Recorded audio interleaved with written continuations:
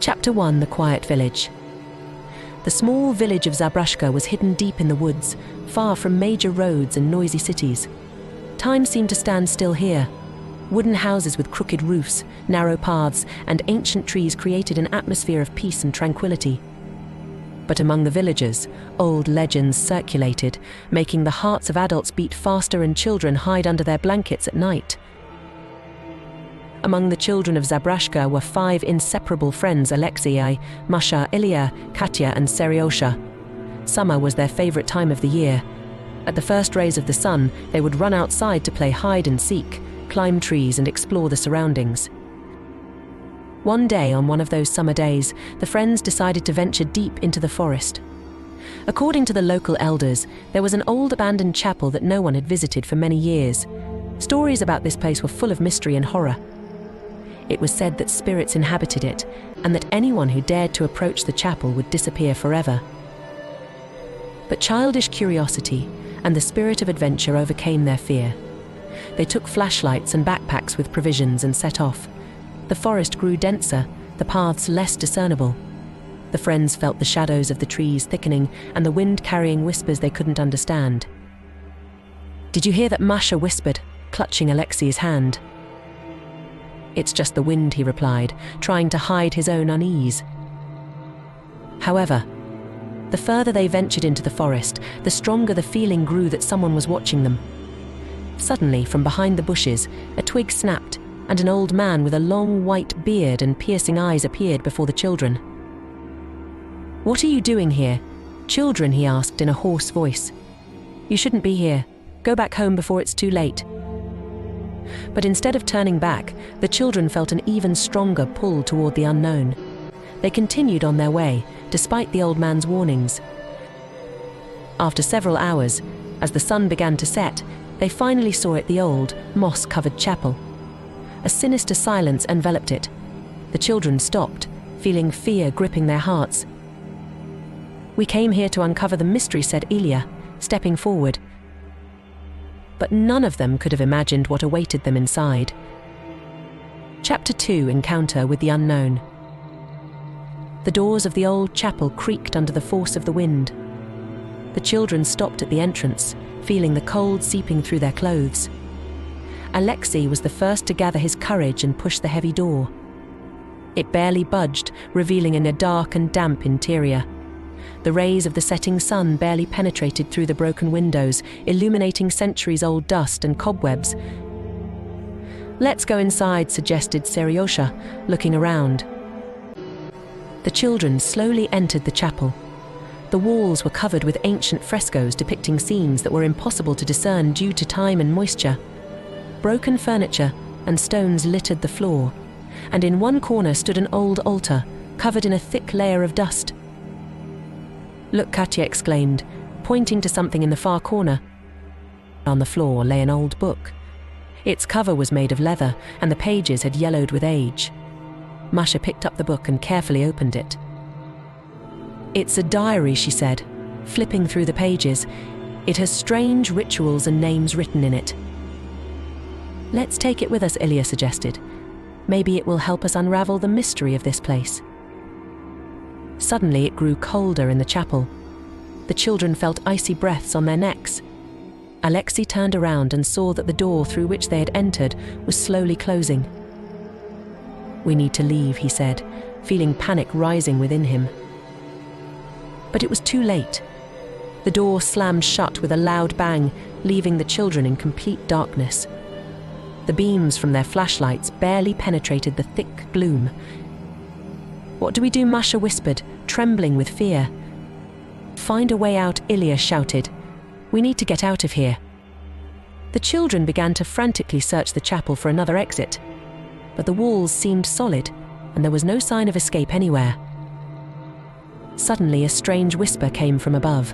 It was quiet and incomprehensible, but the children could make out individual words: ancient evil, spirits of the forest, sacrifice.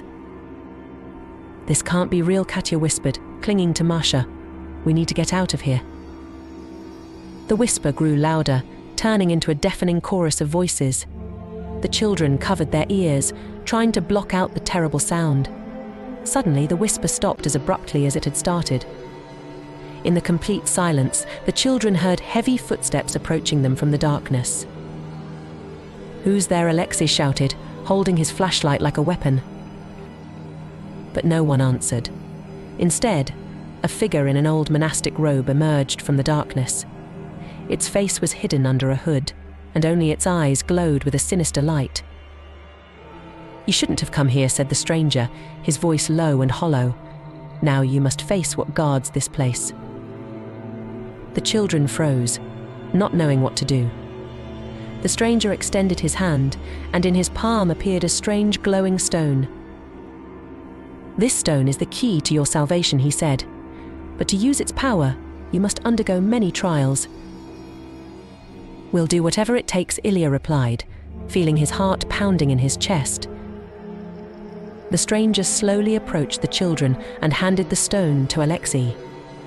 As soon as his fingers touched the cold surface, the stone's light intensified, illuminating the chapel with a bright light. At that moment, the walls began to shake, and the children felt the ground shift beneath their feet. "It begins," the stranger whispered, and disappeared as suddenly as he had appeared. The chapel was engulfed in light, and the children felt an unknown force surround them. They screamed, but the sounds of their voices dissolved into the air. Just as they thought it was all over, the light went out, and they found themselves in a completely different place. Chapter 3: In Another World. Opening their eyes, the children saw that they were on the edge of a forest, but this forest was unlike any they had known. The trees were taller, the grass denser, and the air was filled with unfamiliar scents. "Where are we?" Masha asked, looking around. "This isn't our forest," Alexei replied, still holding the glowing stone. "We're in another world." "But how do we get back?" Katya asked, her voice trembling with fear. "We need to find answers," Ilya said, looking at the stone. "This stone must help us." The children began to slowly move along the path, trying not to lose sight of each other. Strange sounds echoed around them, and the shadows of the trees seemed alive. They walked for hours until they stumbled upon a small hut hidden among the trees. "Maybe someone lives there," Sergei suggested. "We need help." They cautiously approached the hut and knocked on the door. Soon, an old man with kind eyes and a white beard opened it. "Who are you? And what do you need?" he asked, looking at the children. "We're lost," Alexei replied. "We're not from this world and are looking for a way home." The old man thought for a moment and then let them into the hut. "You have much to learn before you can return," he said. "This world is full of mysteries and dangers, but I will help you." So began their new adventure in the strange and dangerous world. Ahead of them were trials that would test their strength, courage, and friendship. But the children knew that as long as they stayed together, they could overcome any challenges and find their way home. Chapter 4: The Path to the Temple of Light. After their conversation with the Tree of Knowledge, the children set off on their journey, following the map and the instructions given to them by Grandpa Yegor.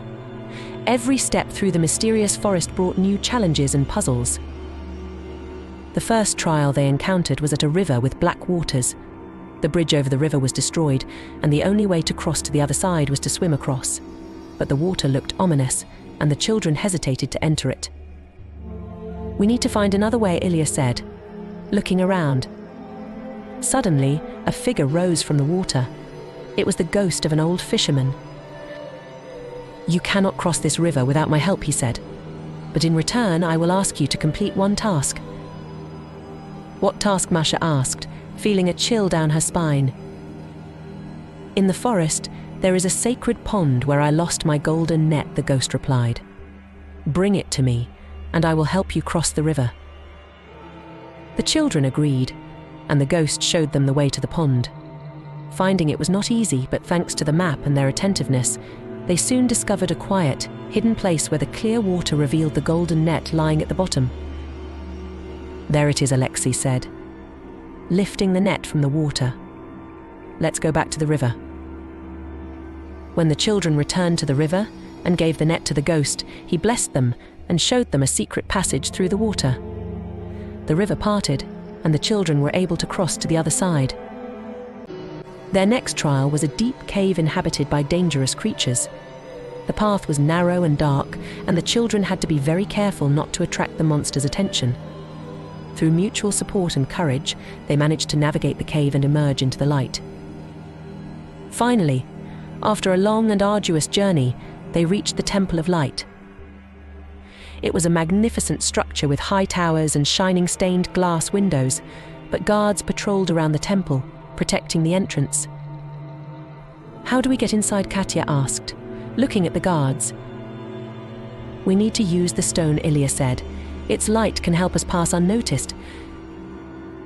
Alexei raised the stone, and its light spread around the children, making them invisible to the guards. They managed to sneak into the temple, where their final trial awaited. Chapter 5: The Final Trial. Inside the Temple of Light, it was quiet and serene.